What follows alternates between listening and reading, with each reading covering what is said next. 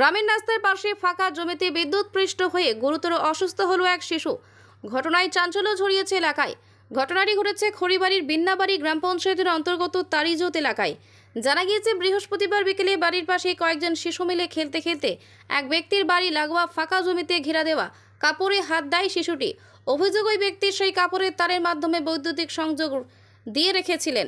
শিশু হাত দিতেই সাথে সাথে মাটিতে লুটিয়ে পড়ে। তড়িঘড়ি অসুস্থ শিশুটিকে উদ্ধার করে খড়িবাড়ি হাসপাতালে নিয়ে আসা হয়। বর্তমানে খড়িবাড়ি হাসপাতালে চিকিৎসাধীন রয়েছে শিশুটি। যদিও সেই জমিতে বিদ্যুৎ সংযোগের বিষয়টি এলাকার কারো জানা ছিল না বলে দাবি করেন শিশু অভিভাবকেরা। গতকাল রাতে ওই ব্যক্তির বিরুদ্ধে খড়িবাড়ি থানায় লিখিত অভিযোগ দায়ের করেন শিশুটির বাবা রামপ্রসাদ সরকার। অভিযোগের ভিত্তিতে তদন্তে নেমে পাঠক মাহাতো নামে ওই ব্যক্তিকে গ্রেফতার করে খড়িবাড়ি থানার পুলিশ। ধৃতকে আজ শিলিগুড়ি মহকুমা আদালতে তোলা হয়েছে।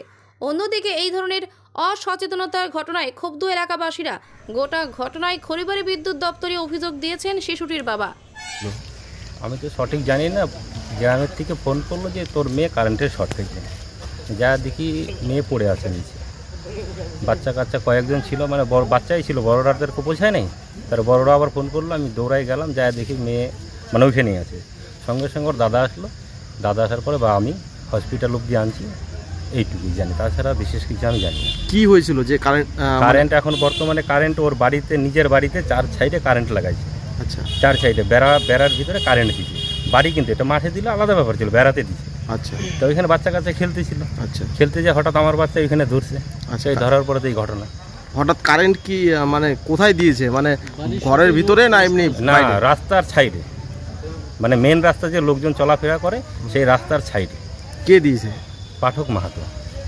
আপনার বাড়ি ওখানে? হ্যাঁ, আমার বাড়ি ওইখানে। আপনার নাম? রামপ্রসাদ সরকার, বাড়ি তারিজোত। আপনার মেয়ের নাম? অনুষ্কা সরকার। বয়স কত হবে? বয়স 5 বছর। এখন কোথায় আছে? এখন হসপিটালে আছে। এখন কেমন আছে? এখন বর্তমানে একটু ভালো দেখতেছি, কিন্তু শরীরটা খুবই কালো হয়ে গেছে।